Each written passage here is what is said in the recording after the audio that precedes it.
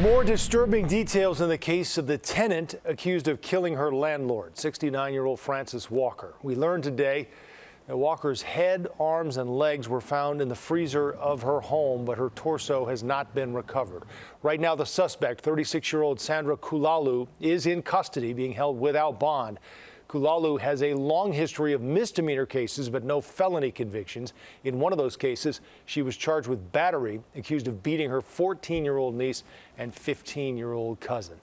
Let's go now to our Charlie DeMar. He talked with a tenant who met the suspect just last week. Charlie?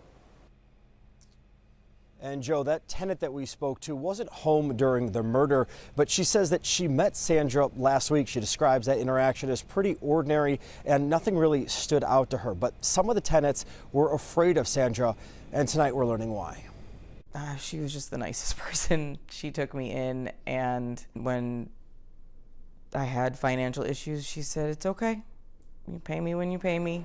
Ellen Rodin rented an upstairs room from Frances Walker, who was remembered for her generosity and kindness, especially when someone needed a place to stay. She was just so gentle. She was so gentle. Rodin moved in just before the pandemic and last saw Walker on Saturday. She had expressed some concerns around the house.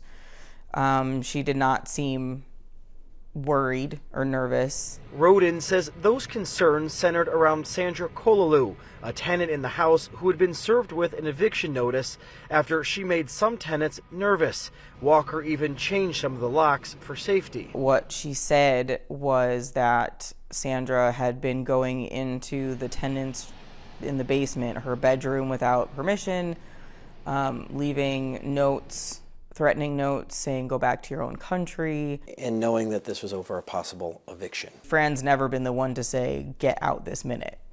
You know, she gives you 30, 60 days. I can't imagine anything making somebody that angry to do something like that. Kolalou is now charged with murdering and dismembering her landlord inside the home. Walker's head, arms, and legs were found in the freezer. Her torso has not been found.